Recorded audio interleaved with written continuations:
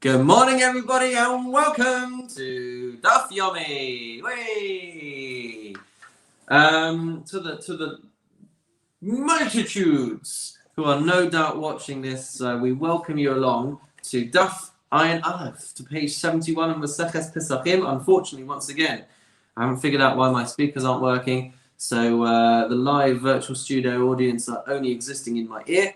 But as always, if anyone has any questions, do feel free to chime in. So we're going to be taking a look at page 71, but we're going to start at the bottom of page 70, where we are picking up on a topic, talking about the Korban Chagiga, as well as the Korban Pesach, and the Korban Chagiga.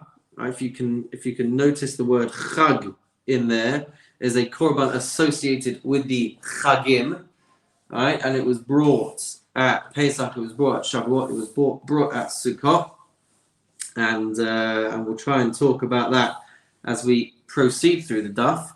But fundamentally, what we were experiencing over yesterday's daf is that you've got a korban chagiga which was brought on the 14th of Nisan along with the korban Pesach.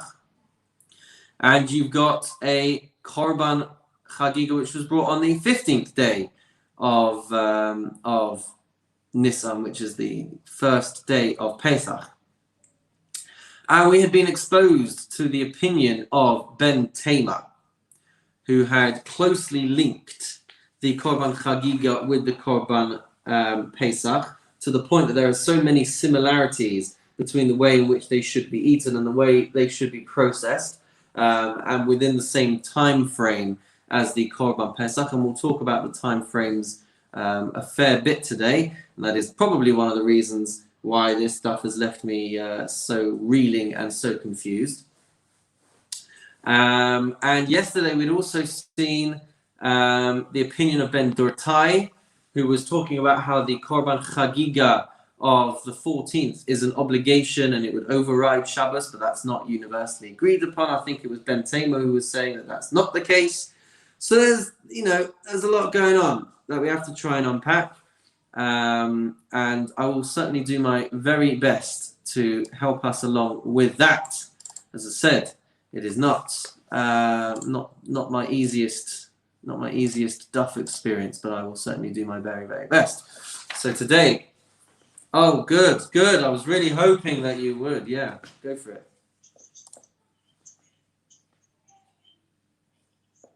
Yeah.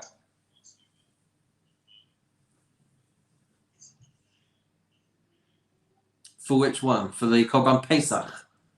The Korban Pesach, I believe, would have been a lamb or a goat. Those were the two types of animals that one would bring. No, I think that's already too old. I think. Yeah. If I'm mistaken, someone do jump in right now. But no, I think it was a lamb or it was a goat.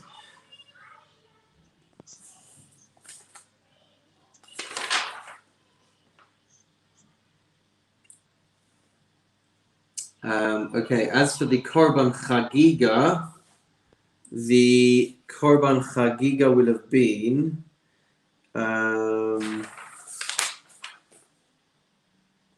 it would have been a sheep, or it would have been cattle, or it would have been a lamb, or it would have been a goat, or it would have been male, or it would have been female, and it could be eaten for 2 days and 1 night. Fundamentally. So, David was just mentioning about how we need to have some clarification on all these different sacrifices and what they all brought. So we will do that. That will be something that I aim to try and put up this week. But fundamentally, we need to know that the Chagiga, there was one brought on the 14th, one brought on the 15th. And there are two things that you're trying to fulfill. You're trying to fulfill the mitzvah of simcha, of rejoicing around the festival, and you're trying to fulfill the obligation to bring the Korban Chagiga. So hopefully that's going to give us some background context a little bit to be able to cope with today. And we're going to see that today we're going to be trying to grapple with, can a Korban Shlamim, okay, so Korban Shlamim is a peace offering. If you were to bring that on Erev Pesach, can it be used to fulfill the obligation of this aspect of Simcha and this aspect of Chagiga? And we're going to see one proof that it can't be used to fulfill the concept of Simcha, of Shalmei Simcha, of bringing the Shlamim to fulfill the mitzvah of Simcha, and two proofs that it can be. And we're going to ultimately reject each of these proofs. And then we're going to see Rav Kahana, who's going to suggest a source, and we're going to have a very lengthy Boraisa that is going to challenge it. And then later on, we'll have another Mishnah before we finish the daf for today. So hopefully it kind of outlines a little bit of the structure. But with that in mind, let's get it up on the screen. Let's give it a go. And let's do our best. That's all we can really say, hey? So we're just going to get it up here. We're going to start at the bottom of Ayin Amud Base, at the bottom of 70b. And we're going to start with the words of Ula, who is quoting Rabbi Elazar. So Amar Ula, Amar Rabbi Elazar. Shlamim sheshachatan me'erev Yom Tov. If you were to slaughter a korban shlamim, a peace offering, on Erev Yom Tov, and Chagiga is a type of shlamim, by the way, but the point here is that you're slaughtering a korban shlamim on Erev Yom Tov, on the 14th of Nisan. Eino yotzi behen, lo mishum simcha v'lo mishum chagiga. So according to Rabbi Elazar, through Ula, you are not fulfilling the requirement of simcha, and you're also not fulfilling the requirement of the korban chagiga for the 14th of Nisan. So there's a mitzvah of simcha, of rejoicing, and there's the mitzvah of chagiga, of bringing a particular festival-related shlamim, peace offering. So he's going to bring some evidence for this. Mishum simcha, we know that you're not going to fulfill the obligation of simcha, of rejoicing, dichsiv, because it says in the verse, in Devarim, chapter 27, verse 7, it says as follows. The whole verse says, V'zovachta shlamim, v'achalt hasham, v'samachta lifnei Hashem elokecha, that you shall slaughter peace offerings and you shall eat there, and you shall rejoice before Hashem. So the Gemara picks up on these two words, v'zovachta and v'samachta. There has to be a concept of v'zovachta, of slaughtering, and there has to be the concept of v'samachta, of rejoicing. So the Gemara learns out from here, ba'inan zavicha b'shas simcha v'leika. So therefore, you have to be slaughtering the animal at a time of rejoicing. V'leika, and you do not have this because you're slaughtering it on the 14th of Nisan. So you're not fulfilling your mitzvah of simcha for Simchas Yom Tov because it's not yet Yom Tov. And Mishum Chagiga, your reason why you're not fulfilling your obligation for bringing a Korban Chagiga is because Hevei Davar Shebechova. The obligation of bringing a Chagiga, of a festival offering, is something that is an obligation. The Kol Davar Shebechova, anything that you have an obligation to bring, any sacrifice that you're commanded to bring, like a Korban Chagiga, Eino ba ela min hachulin. You're only allowed to bring the chagiga from an animal that has not been consecrated for anything else. So because, as we said, you're trying to bring a korban shlamim on the 14th and expecting that to cover your obligation of simcha and your obligation of chagiga, it's not going to be able to fulfill either of them. One, because it's before the 15th, it's not yet Yom Tov. And the second reason, because you're using a consecrated animal, which you're not allowed to do, because the chagiga has to be brought from an animal which is not being consecrated for anything else. So the first thing that we're going to have is Lema Messiah Le. We're going to have a support for this idea from a Braisa. And it's going to bring the following pasuk. V'hayisa ach sameach. The verse regarding which you shall be ach sameach. You shall be only happy. I guess that's one way of translating it. But in the context of rejoicing on on the Chagim.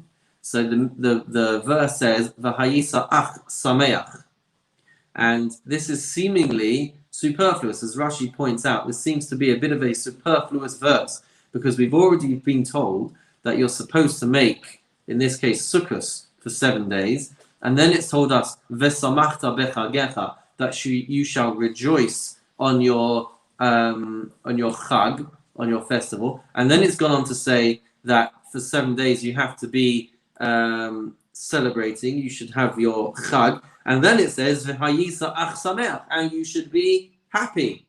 You should be only happy. So, because this verse seems to be superfluous and seems to be redundant, or these words seem to be redundant, the Gemara is going to try and figure out when you are supposed to apply this necessity to be joyous, to be ach sameach. So the Gemara learns out, L'rabos leile yom tov ha'acharon lesimcha. This is coming to include the need to be besimcha, to be rejoicing on the last night of Sukkot. That's the first initial suggestion. But now the Gemara says, Ata omer leile yom tov ha'acharon or eino ela leile yom tov ha'rishon. Are you trying to say that this is including the night of the last night of the festival? Maybe it's coming to include the first night of the festival. Talmud Lomar. So the verse comes to teach us ach sameach, that you shall be but joyous. To which the Gemara says chalak, that it's dividing things up, and it's trying to say as follows. It's trying to say that you shall be joyous. There is a requirement to be joyous on the 8th day, and it's not coming to teach you to be rejoicing and to be joyous on the first night. So the Gemara says, my timer, what is the reason that that we are learning that there is no mitzvah of sameach, of ach sameach on the first night? Lav mishum de'ein lo b'ma yismach. Is it not because he has nothing with which to rejoice?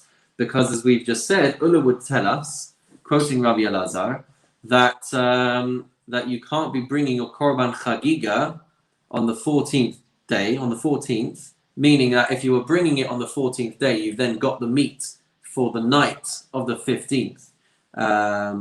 So therefore, because you're not able to fulfill the requirement of simcha by slaughtering it on the 14th, so then you're not going to have anything to rejoice with on the night of the 15th. So the Gemara answers, no, this is not the case. Kedatani time, as we are taught for this reason. Asking this question again. Why have you seen it fit to say that this verse is telling us to be sameach on the last night of Yom Tov and to exclude the first night of Yom Tov? So I would think to include, and I would think that this verse is teaching me that there is a requirement to be besimcha on the last night, because there's at least a concept of simcha before that time, because you're in the time frame of Yom Tov. And then I would be excluding the first night of Yom Tov because there is no simcha that precedes it, because it's not yet Yom Tov. So this is coming as a support for the opinion of Ulla, quoting Rabbi Elazar, that you can't bring that you won't fulfill the mitzvah of simcha before Yom Tov, because there's no such concept of simcha on Yom Tov. So that's one thing that's coming as a support. And now, as I said, there's going to be two things that challenge the opinion of. There's going to be two things that challenge the opinion, two proofs that it can't be used. So Mesiv Rav Yosef. Rav Yosef comes along with the first challenge. Chagigas Arba'asa, the Chagiga of the 14th of Nisan, of the 14th day, Yotze Ba Mishum Simcha. It can fulfill the mitzvah of Simcha. Ve'ein Yotze Ba Mishum Chagiga. But it would not be able to fulfill the mitzvah of bringing a festival peace offering on the 15th, right? So there's a separate thing of bringing a chagiga on the 15th. It won't be able to cover that, but it will cover the separate concept of simcha. Amai, asks the Gemara, why is this?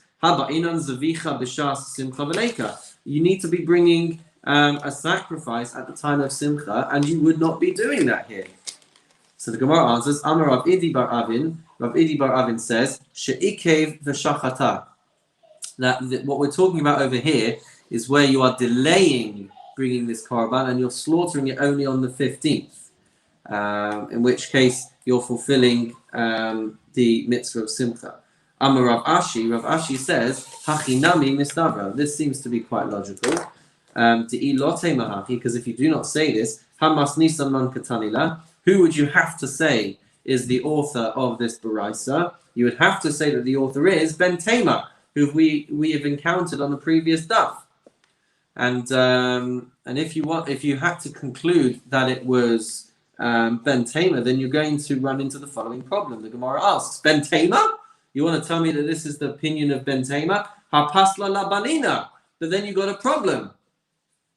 Because Ben Tema holds that if you had a korban chagiga on the 14th day and then it was left overnight, it's going to be invalid. Because in his opinion, you've only got one day to be able to consume and deal with this korban chagiga. So it's going to be a big problem to say that you had this korban chagiga on the 14th day and you only slaughtered it on the 15th day because you're not going to be acting in accordance fully with Ben Tema's opinion, and that's going to be a problem for us, and therefore, one sec. Sorry. Let me try that one again. So Rav Ashi is saying that we would have to interpret what we are saying over here as a situation where you actually slaughtered the animal on the 15th day and not on the 14th day. Because if you wanted to say that the korban was slaughtered on the 14th day and then it was available on the 15th day to fulfill the mitzvah of Simcha, well, that's going to be a problem because Ben Tema would not allow such a thing. So that's why the Gemara concludes, Shema Mina, that we learn from this, that the Baraisa is talking about a korban chagiga that is being slaughtered on the 15th day, not on the 14th day. Because if it was the 14th day, then you're going to be violating the problem of leaving a korban overnight and having it go beyond its prescribed time. So that can't be what we're saying, and therefore that can't be used as a proof. I hope it's all clear so far, guys. It's crystal in my mind. Okay, guys. Second proof and second challenge. Mesiv Rava. Rava's going to bring a proof now. Hahalel v'hasimcha shmona.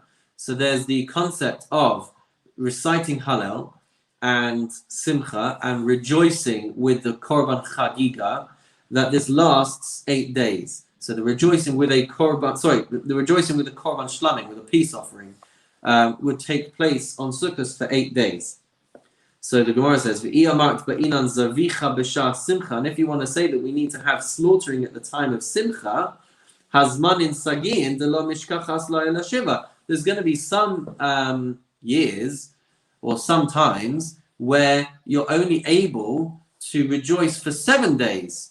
For example, Kagon Shechal Yom Tov Harishon Lios b'Shabbos. For example, when Sukkot, the first day of Sukkot falls on a Shabbos. And if the first day of Sukkot is falling on a Shabbos, then you would not be slaughtering your shlamim, your peace offering, in which case you would not be having simcha, this concept of simcha with the korban shlamim, because you're not able to bring one, because it's Shabbos. So it's only 7 days, in which case we've got a contradiction to Rabbi Elazar. Answers the Gemara, Amar Rav Huna bereid Rav Yehuda. Rav Huna, the son of Rav Yehuda, says, Mesamcho b'seirei haragalim. Rav Huna, the son of Rav Yehuda, says, no, it's okay, because you would be able to still tick the box of Simcha and reach the full 8 days by rejoicing with the goats of the festival, the Korban Chatas that would be brought on these festivals. That would still help you reach this count of 8 days. Amar Rava, Rava says, Shtei tshuvos b'davar. We've got 2 refutations of this challenge. Chada, number 1, the seirei haragalin chai ne'echalim. Number 1 is that the goats of the festivals could be eaten raw. These korban chataos could be eaten raw. Tzli ein ne'echalim. but it wouldn't be able to. But you wouldn't be able to eat them roasted. So, I think the challenge that he's bringing here is that we'd say because you can't do this on Shabbos. You can slaughter it on Shabbos, but you wouldn't be able to roast it on Shabbos. You could eat it raw. And the challenge that he's bringing is v'simcha b'chai leika. But there's no such thing as simcha if you're. There's no such concept of rejoicing if you're eating it raw. So challenge number one is, okay, fine. You'll tell me that we get to the count of 8 because you can bring a korban chatas, these male goats. But the problem with that is you can't roast it on Shabbos, so you're going to have to be eating it raw as a kohen. But if you're eating it raw, then you're not going to reach this point of simcha. And furthermore, v'od kohanim ne'echalim. It's the kohanim who are eating these korban chataos. The Yisrael b'masmechim. In which case, how is a Yisrael? How is anybody else supposed to reach simcha for 8 days? Meaning, again, that we're having this challenge in place, that we're not able to reach simcha for 8 days. Ela Amar Rav Papa. Rav Papa says, "Mesamcho b'kasus nekiya v'yayin yashan." So Rav Papa counters this and says, no, because for all 8 days you're able to tick the box of simcha and still reach a point of rejoicing by wearing clean clothes and drinking good wine, old wine. So kiyasa ravin So therefore, where we reach is a point of saying that it is not a. Well, I don't know where. This is part of the problem. I've been having difficulty following all the flows of logic and knowing exactly where everything ends up. But Rava raised an objection against the opinion of Ulla, okay, which is what we were just dealing with. Ulla had told us that you are not going to fulfill the mitzvah of simcha by shechting it before Yom Tov, and we're saying that for 8 days you can reach a point of simcha, and then we said that it's only really going to be 7 days, and then we countered that to say, well, actually it can be 8 days. So where are we by the end of this? This is where I become a bit unstuck, or a bit stuck. So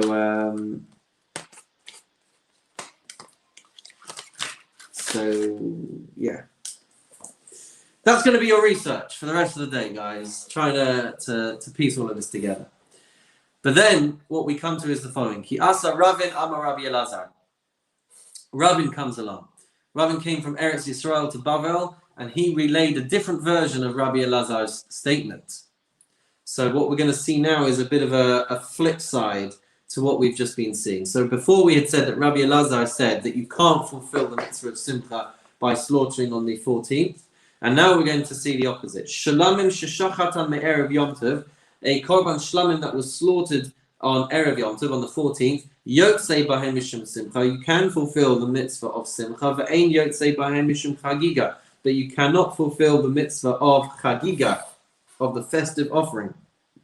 Says the Gemara, yotzei mishum simcha, you can fulfill the requirement of simcha, because lo ba'inan zavicha b'shas simcha, because you don't need to have the proximity of slaughtering at the time of simcha.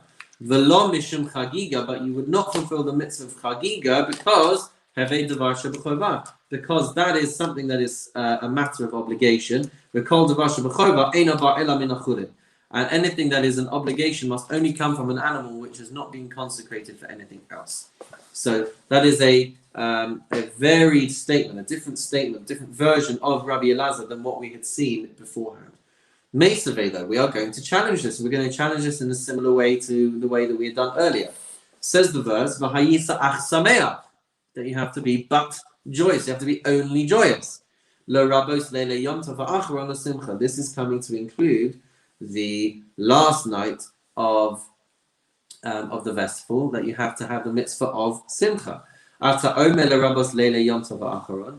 Are you saying that this is coming to include the last night? Or Eina Ela Rabos Leile Yom Tov Rishon, maybe it's coming to include the first night. Talmud Loma Ach. So the verse came to teach us Ach, that you should be but joyous, and that is going to divide up, that's going to restrict the mitzvah to mean the 8th night and not the first night. My timer, what's the reason for this? Lav mishum te'ein lo b'may yismach. Is this not because you're going to not have anything to rejoice with?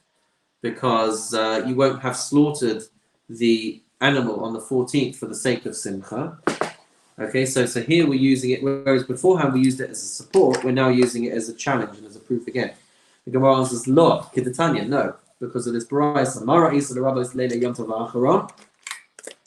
Why did you see it fit to have this verse include the last night of Simcha, V'l'hotzi Leila Yom Tov Arishon, and to exclude the first night? Ma be'ani Leila Yom Tov Acharon sheyesh Simcha lefanav. So the reason why I see it fit to include the last night is because there is a time frame of Simcha before it. And the reason why I exclude the first night is because there's no Simcha before it. So it's coming as a proof against now the position of Rabbi Elazar, rather than as a support for Rabbi Elazar, because there is no time frame of Simcha before it, in which case, why would he be able to say that you are fulfilling the mitzvah of Simcha by slaughtering it on the 14th? This is easiest stuff we've ever done. Okay, so moving on a little bit, we're going to be focusing now on the Korban Chagiga and exploring that a little bit. So Amar Rav Kahana. Rav Kahana says, just one moment. So he's going to be suggesting a source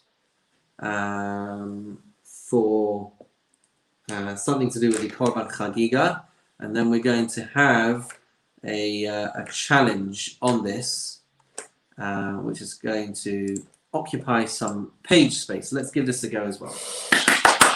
This is why you need to get a proper teacher, guys. Amar Rav Kahana, says Rav Kahana,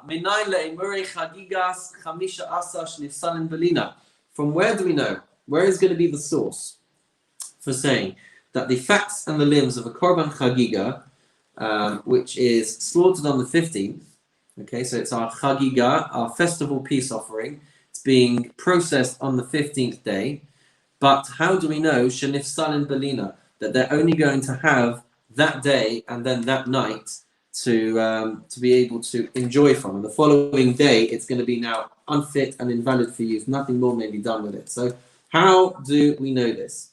And I think this has to be a question, because if I'm not mistaken, we would have otherwise said that you've got the whole of the next day to be able to eat it as well. So Rav Kahana is saying, how do we know that the Korban Chagiga of the 15th is only valid for a day and a night, and not like normal, where it would be valid for 2 days and 1 night? So Shneimar, because it says in the pasuk, V'lo yalin chelev V'lo yalin chelev chagi ad boker, and do not leave the fats of my festival offering until the morning. So that's what the verse says. The full verse says, the full verse told us, you shall not offer the blood of my offering with chametz, neither shall the fat of my festival offering be left over until morning. Excuse me. Getting all emotional. The Samichle, and then the very next verse talks about Bikurim, the mitzvah of Bikurim, the first fruits, and over there the verse says Rashis, meaning the first. So the fact that these two verses, even though topically they may be unrelated, the fact that these verses are close to each other, one after the other, in the Torah, there is a teaching that the Gemara is learning out. And the teaching is, Lemeimbo, this is coming to teach us, Tahai Boker, Boker Rishon.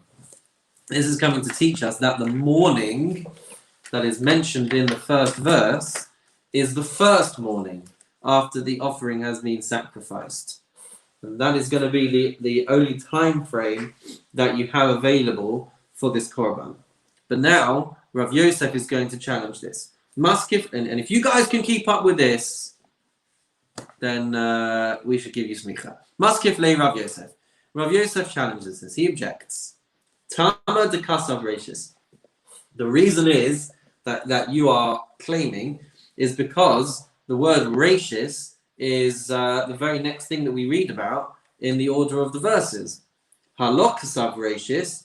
But if the verse had not said rachis, hava amina my boker, then my default position would have been, what would I have thought that boker means? I would have thought it means boker sheni, the second morning after it was sacrificed, meaning that you could enjoy it for 2 days and a night.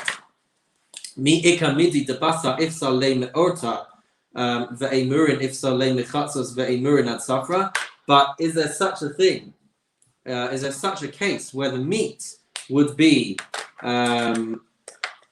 unfit and disqualified? Oh, that's a good word. Disqualified from the evening, while the fats and the limbs would be disqualified in the morning. So is there an instance where you could have the meat becoming unfit on the evening of the 17th, but the fats and the limbs being okay until the 17th? Is there such a case of this? Amalei Abaye, alamalo. Abaye says, why would you think that there isn't? V'hari Pesach, there's a Korban Pesach. The Rabbi Elazar ben Azariah, the Korban Pesach, according to Rabbi Elazar ben Azariah, would tell us the basa ifsul le mechatzos ve'emirin ad safra. You have an instance there where the meat becomes disqualified by midnight, ve'emirin ad safra, but the fats and the limbs can be processed on the mizbeach, can be processed on the altar until the following morning. So why is it so outlandish for us to think that you could have a situation of meat becoming unfit before the time when the fats and the limbs become unfit? Amar Rava, so Rava says, Rav Yosef hachi kakashile. This was actually Rav Yosef's question. Mi'ika midi de'ilu tana labasa lo ba'irashis. Is there such a thing that the authority teaching this baraisa would not need the word rashis, would not need this word first with regard to the meat? For Rav Kahana le'imurin ba'irashis, whereas Rav Kahana would need this word rashis with regards to the sacrificial fats and limbs. So what I think this is saying is, would there ever be an instance where we're not applying the word rashis to the meat, but we are applying the word rashis to the sacrificial portions? So the Gemara says, Maihi. Okay.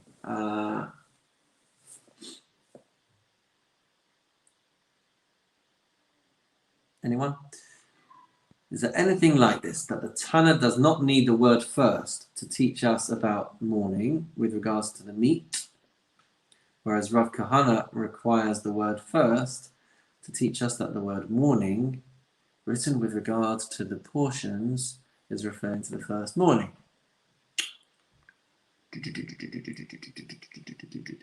Go on, David. You're bowing out. See, so I'll tell you, so, yeah. Okay. The challenge of Rabbi Yosef, the problem that Rabbi Yosef has is there going to be a situation where we don't need this word with regards to the meat, but we would need this word with regards to the fats and the limbs? Okay.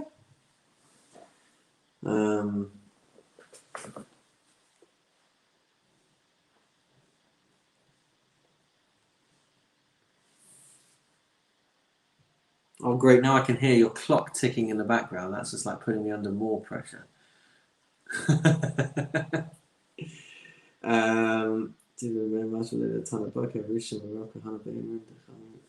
One second, guys. Let me just...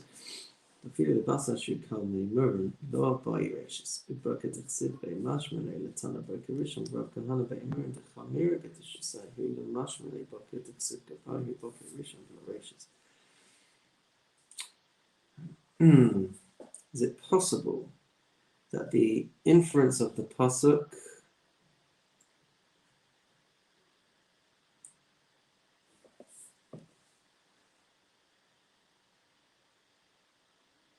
does not need reishes?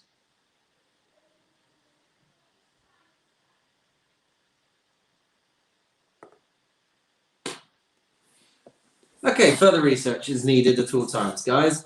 So there we go. The Gemara asks, Maihi, what is the source alluded to by Rabbi when he says there's such a thing? The Tanya, because it says in the Baraisa, Lo yalin min abasar asher tizbach ba'erev biyom harishon laboker. The Baraisa quotes the pasuk, quotes the verse, nor shall any of the meat that you sacrifice on the first day at the evening remain overnight until the morning.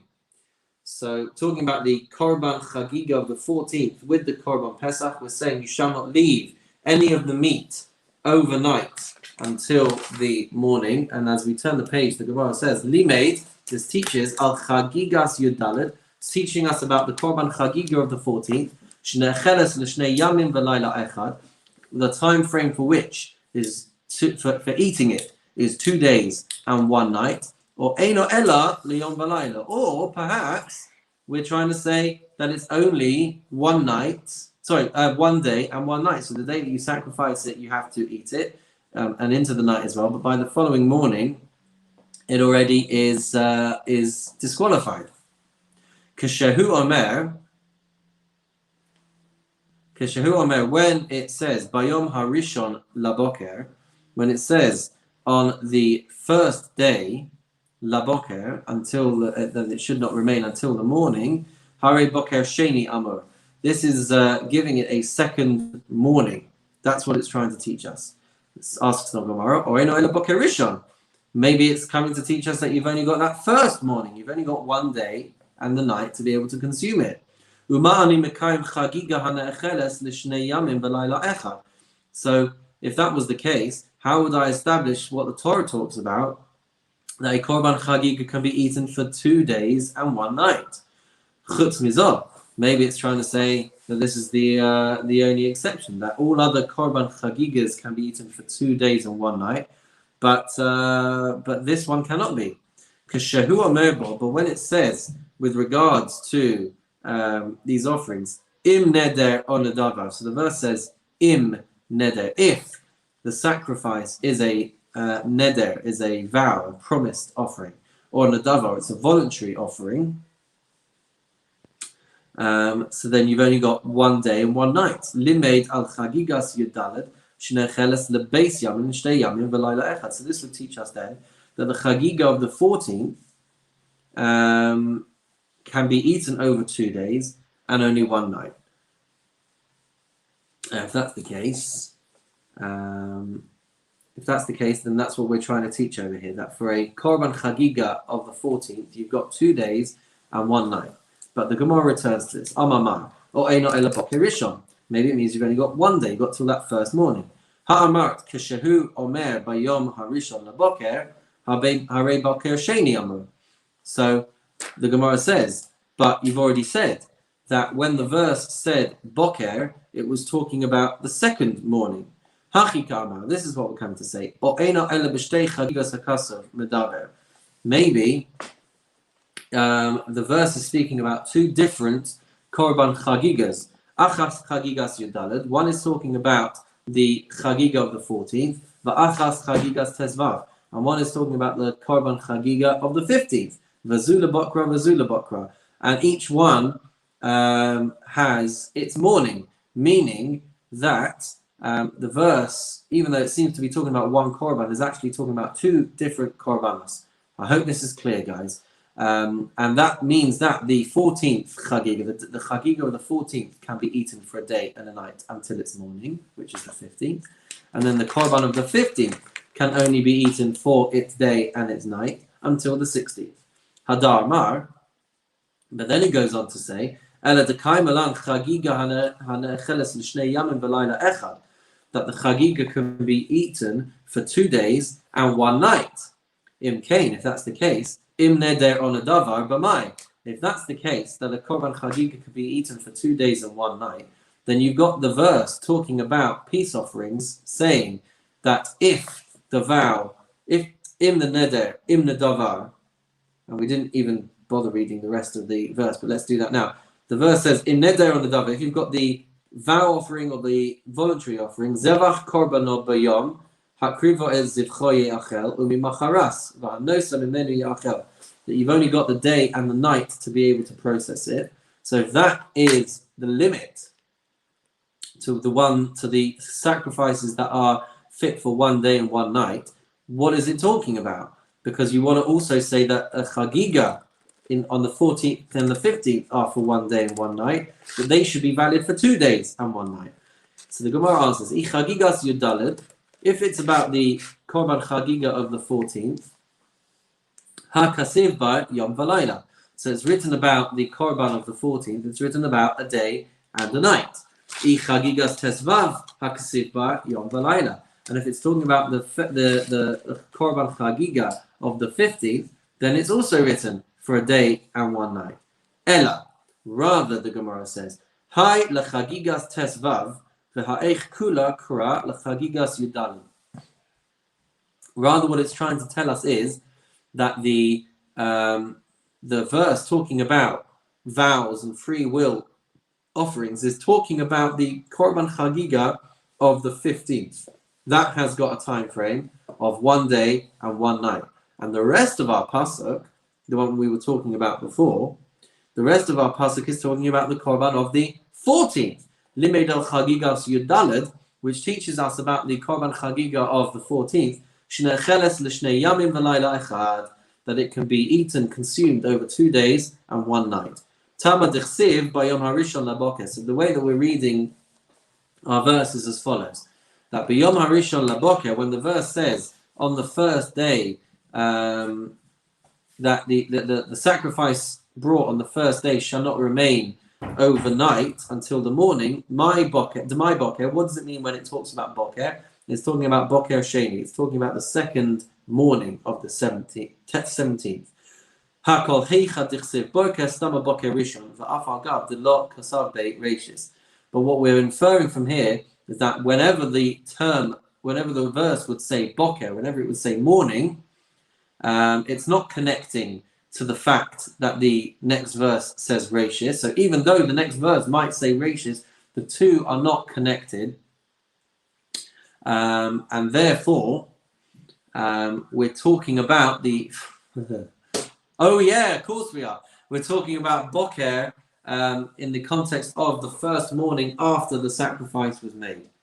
So it's not like Rav Kahana. So Rav Kahana brought this challenge, and then actually we've gone and disproved Rav Kahana. And your job now, guys, is to go back through everything and to go back through all of that and actually understand what on earth has just gone on. But I'm done. I'm done, guys. It's really, really hard. We're dealing with extrapolations and interpretations of the verses, and bless me, I'm not brilliant at all of that. I try and follow the flow, I try and follow the logic, but I don't always get everything. And unfortunately, because I would need to learn a daf, it really does take a long time, and don't worry, David, I'm not feeling so bad on myself. We're doing our best under the circumstances, and that's I'm just going to roll with that. That's what Hashem wants from me at this time. A couple more minutes and we'll just have a look at this next Mishnah. I'll probably enjoy it more when I give us this breakdown of all the korbanos. That will make me feel good again. Okay, says the Mishnah, guys. If a person slaughters a korban pesach with a different intention in mind. Okay, so we've talked about this before, that it's a big problem to slaughter sacrifices, not to have the right mindset, not to have the right intentions. The problem here is that you're also doing it on Shabbos.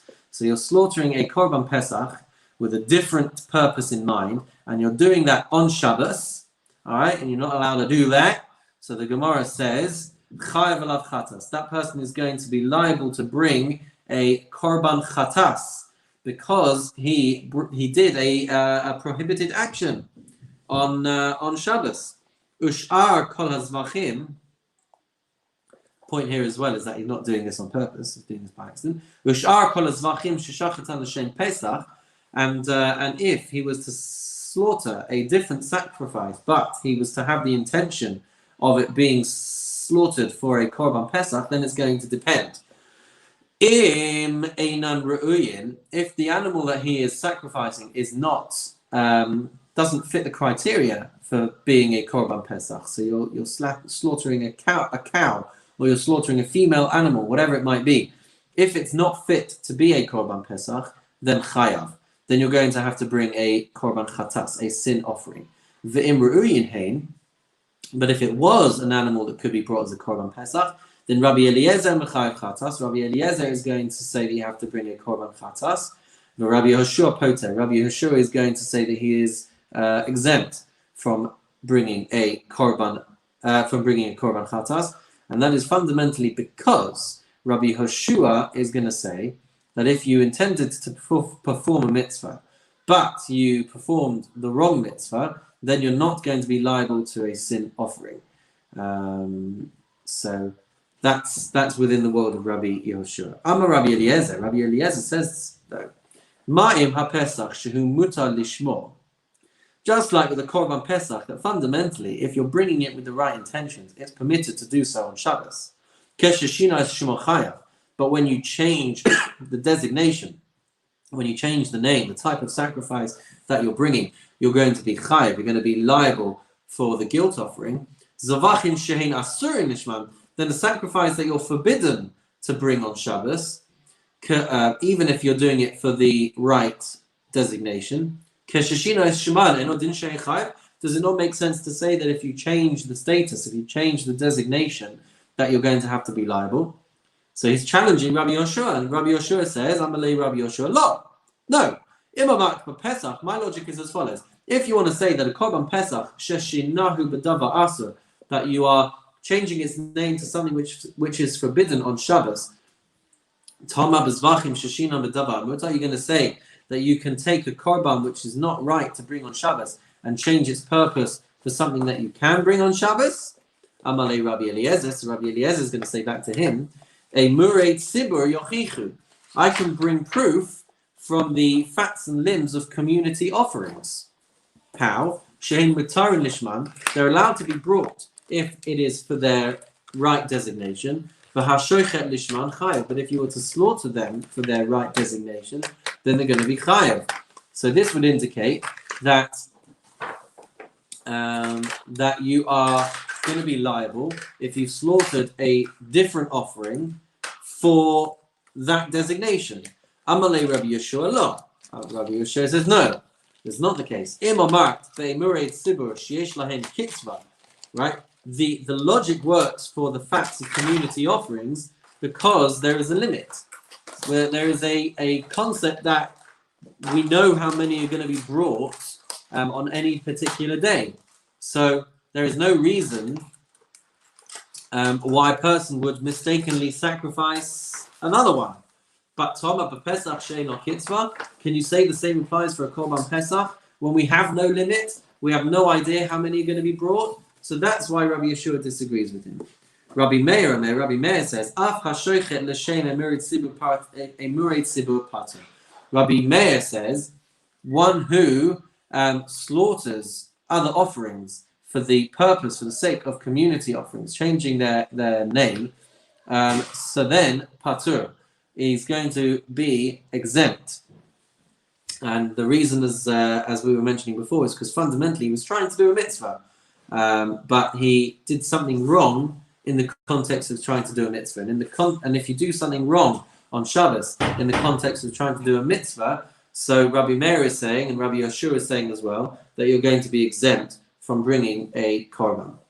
Shachatu shelo le'ochlav, if you slaughtered a korban Pesach, but you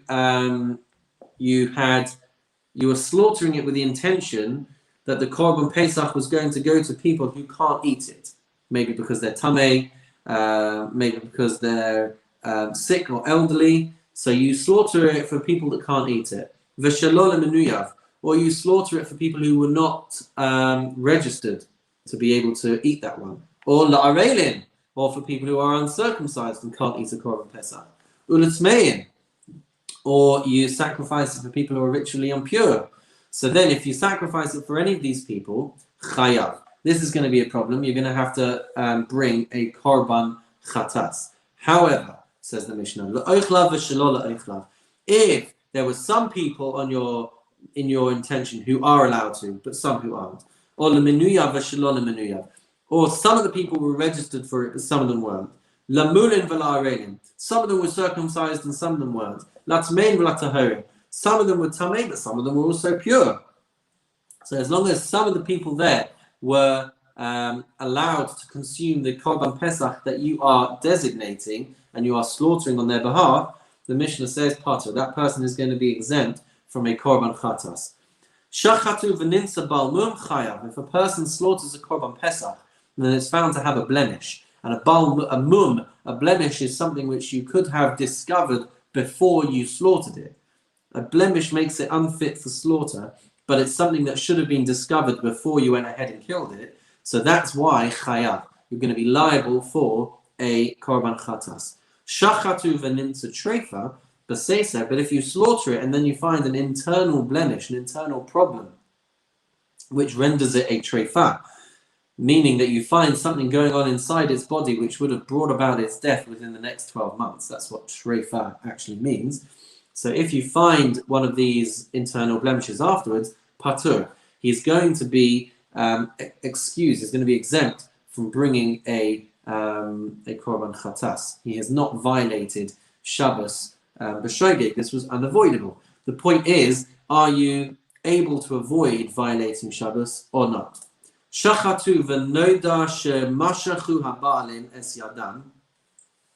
So if you slaughtered an animal, and again we're talking about on Shabbos, slaughtered this korban pesach, and afterwards you found out that the owners had withdrawn, so there were now no valid people associated with this korban, or shemesu, or the owners had died, or shnitmu, or they had become impure and were now not able to eat the korban pesach, pater, then you're going to be exempt from a korban chatas, from a sin offering, mipnei sheshachat b'rishus, because at the time when you slaughtered it, you've slaughtered it with permission.